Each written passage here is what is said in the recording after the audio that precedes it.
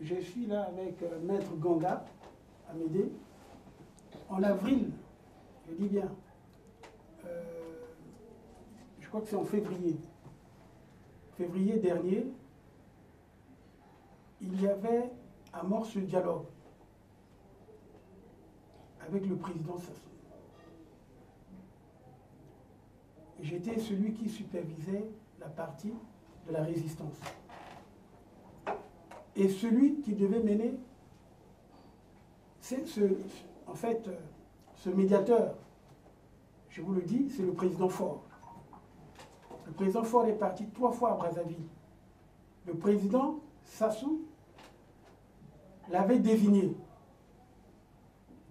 Et donc, et c'est une révélation que je vous fais. C'est pour cela que je prends cette... j'ai eu cette réaction parce qu'on ne peut pas dialoguer avec quelqu'un qui n'a pas la bonne foi. Le président Sassou a fait comprendre à tout le monde qu'il dialoguait. Et pendant qu'il dialoguait, il bombardait le pool. C'est en ce moment-là qu'on a intensifié les bombardements. C'est ça qu'on avait exigé de cesser le feu, cessation des hostilités. Dans ce sens-là, maintenant, on dialogue. Et lorsqu'on dialogue, on met toutes les questions sur la table. Parmi ces questions, il peut y avoir maintenant la conférence internationale. Parce que tel que je vois les choses cheminer à Brazzaville, où on a mis en place un comité des sages, que certaines personnalités revendiquent pour faire asseoir la dictature. Je suis bien placé pour savoir qu'il y a une dictature. J'étais le premier à me lever à parler de la dictature. Et aujourd'hui, mon frère qui est venu, j'ai eu l'arme à l'œil quand je l'ai vu. Moi, j'avais toutes les informations lorsqu'il était en prison. Et cela me fait comprendre, s'il y a conférence internationale, il faudrait d'abord que la personne qui a commis les crimes puisse les reconnaître. Déjà, en parlant de crise, il n'a pas été en mesure de dire qu'il y a une crise. Il faut dialoguer, il faut faire des rencontres avec des gens qui sont de bonne foi. Maître Massengo Djassé, j'entends bien ce que vous dites. Oui. Mais ça sera dans un autre temps. Aujourd'hui, le débat se trouve, oui ou non, vers une conférence internationale. C'est tout à fait normal d'avoir une conférence internationale. Mais la conférence internationale, il faut quand même établir, si vous voulez... Il va de soi, oui. Il va de soi que ce n'est pas uniquement la diaspora qui doit décider. Aujourd'hui, nous sommes dans une crise multi-sectorielle au Congo. Il ne s'agit pas seulement de la crise économique, de la crise financière, ou ainsi que de génocide qui se passe dans la partie sud du Congo. Tout le monde sait qu'aujourd'hui, tout le Congo est divisé. Que dans les régions du nord, il y a aussi une division. Dans les régions du sud, il y a des divisions. Comment voulez-vous engager un développement d'un tel pays divisé à cette grande échelle? Voilà. Et pourquoi nous souhaitons une conférence internationale? Pourquoi nous souhaitons que cette conférence internationale soit à l'extérieur, pour éviter les pressions à l'intérieur. Nous savons très bien que si on fait une conférence internationale, soit au Congo, soit en Afrique, et si nous prenons un président, quel qu'il soit africain, ce président forcément a des liens avec le régime de Brazzaville. Forcément. Donc, pour éviter cela, pour que la conférence soit sereine et qu'on aborde toutes les questions, il faut qu'elle soit à l'extérieur. Il va de soi, naturellement, que cette conférence internationale ne sera pas là pour remettre en scène comme ce qui a été au moment de la conférence nationale. Il y a des intelligences ici. naturellement, les représentants du régime actuel seront invités. Sinon, ça ne serait plus une conférence internationale. Quant à l'idée de dire que ce soit Marcoussi ou bien celle du Tchad par rapport au Centrafrique, pourquoi pas? Le plus important est de savoir qu'est-ce que nous voulons demain et comment nous devons résoudre le problème du Congo. Il ne peut être résolu que de la manière la plus adéquate possible, sans pour autant qu'il y ait de nouveau du sang versé pour rien. Or, nous savons que si cette conférence internationale se fait au Congo, nous n'aboutirons jamais à rien. Et si on fait une conférence nationale, ça n'aboutira non plus à rien, puisque le Congo, aujourd'hui, est le pays de la planète qui emmagasine des conférences et des dialogues et dont les problèmes ne sont jamais résolus. Ça veut dire que les Congolais, entre eux, ne sont incapables de résoudre le problème. Comme les Congolais, entre eux, sont incapables de résoudre le problème, cherchons un troisième pour nous régler ce problème-là. Le Congo étant un État souverain, membre des Nations Unies, saisissons l'opportunité. Maintenant, de quelle manière la communauté internationale va se saisir de cette opportunité? Ça, ce sont des choses qu'on ne peut pas dire ici. Mais nous savons comment intervenir pour que la communauté internationale puisse s'intéresser à une conférence internationale. L'essentiel, c'est que les Congolais, d'abord, eux-mêmes veuillent de cette conférence internationale. Est-ce qu'ils sont d'accord? Nous ne pouvons pas imposer une conférence internationale. Mais c'est l'ensemble des Congolais. C'est l'ensemble de la diaspora qui doit demander cette doléance-là que pour résoudre le problème du Congo, il nous faut une conférence internationale. Nous demandons à la communauté internationale de nous aider. Voilà ce que ça veut dire. Quant aux voies et moyens, nous saurons par où passer. Mais pour l'instant, ici réunis, dans nos échanges individuels, qui aujourd'hui sont devenus publics, nous avons vu cette nécessité. C'est la seule possible. Voilà pourquoi ce n'est pas l'heure de débat, de voir qu'est-ce qui sera à l'intérieur de la conférence internationale. Aujourd'hui, c'est le choix. Voulons-nous aller vers la conférence internationale? Oui. Et comment y aller? Constituant la plateforme qui va amener le dossier de convocation de la conférence internationale. Évidemment, on ne peut pas y aller, comme le disait le président Henri Pémon, en ordre dispersé. En mettant en place une plateforme que nous avons appelée programme commun de gouvernement. Les partenaires intéressés vont voir qu'effectivement la diaspora tout entière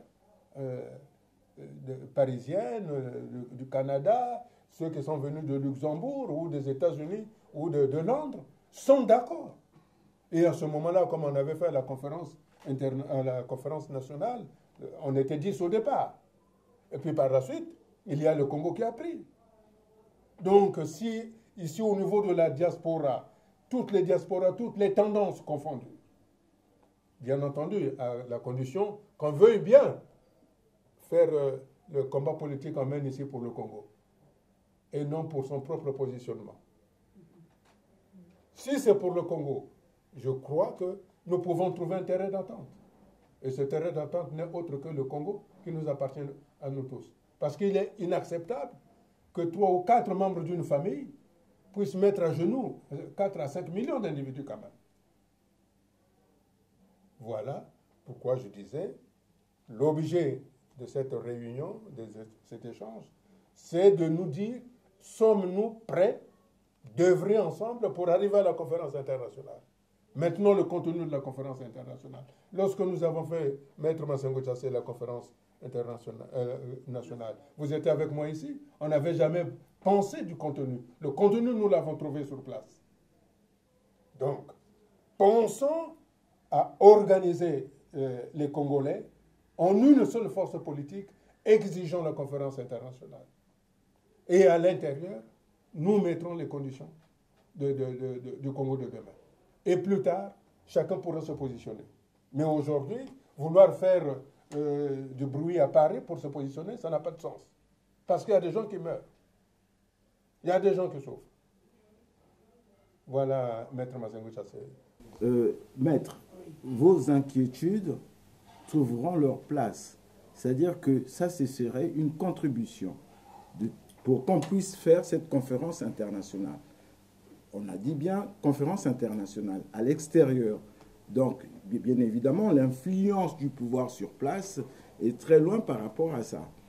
Si on réussit à se mettre d'accord déjà pour une plateforme, et celui qui mènerait nos voix à nous, à défendre ce projet-là. Le projet en tant que tel, nous allons le bâtir. Ce n'est pas un projet de la conférence nationale, non, prenez vos billets à l'ambassade et puis venez pour une conférence nationale sans thème. Nous allons le bâtir. Et ce serait votre contribution dans ce que nous allons justement créer comme base de discussion pour cette conférence nationale, internationale. Donc, voilà. Mais sinon, ce n'est pas évacuer vos inquiétudes. Mais ça ferait partie des contributions. D'abord, comme a dit le président Boukadia, le Congo d'abord. Nous voulons d'abord que le Congo soit notre première préoccupation. Ce ne sont pas d'abord des individus, c'est d'abord le pays en premier lieu.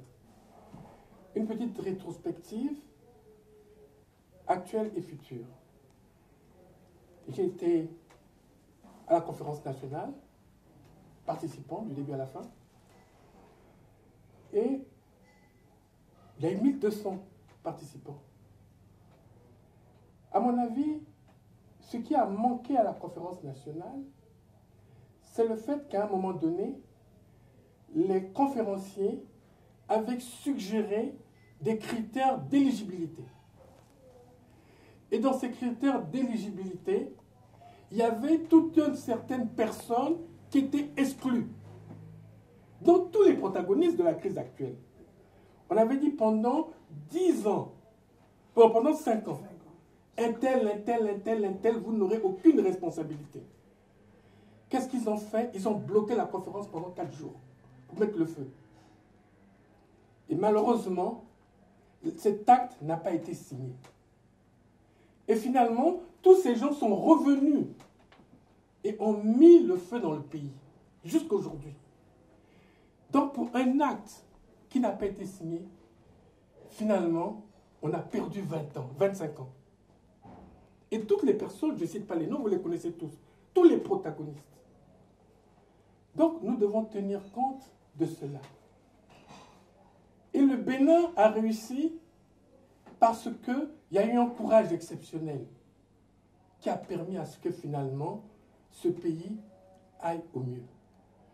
Maintenant, par rapport à ce qui s'est passé à Paris, maintenant je commence à connaître Paris, je ne connaissais pas, pour moi, je viens de Nice, j'ai un peu connu les Parisiens, je connais un peu. Et quand je parlais depuis longtemps, Monsieur le Président, il fallait une conférence internationale sur le Congo, tout le monde me disait, mais nous devons aller en position de force. Nous ne devons pas subir le dictateur. Il a plein d'armes. Alors, pour nous, nous devons nous préparer pour que nous aussi, nous ayons des armes et finalement, nous soyons en position de force. Moi, je disais personnellement à tout le monde, moi, je ne connais rien dans les armes, mais pour moi, ce n'est pas ça le plus important. La position de force, le disais-je depuis longtemps, c'était le problème financier. Et tel que le Congo était dans le domaine financier, il craquerait. On a tiré à boulet rouge sur moi, vous connaissez cette histoire, et maintenant vous voyez bien qu'aujourd'hui, ce pays subit une crise multidimensionnelle, et surtout, actuellement, une crise économique, une crise financière, une crise sociale. Et tout va exploser. Donc ce qui fait que maintenant, nous avons dans ce rapport de force quelque chose de magnifique qui fait que, contrairement à ce qu'on pourrait croire, ce seraient eux qui seraient plus demandeurs. Parce que finalement, ils ne savent plus où aller.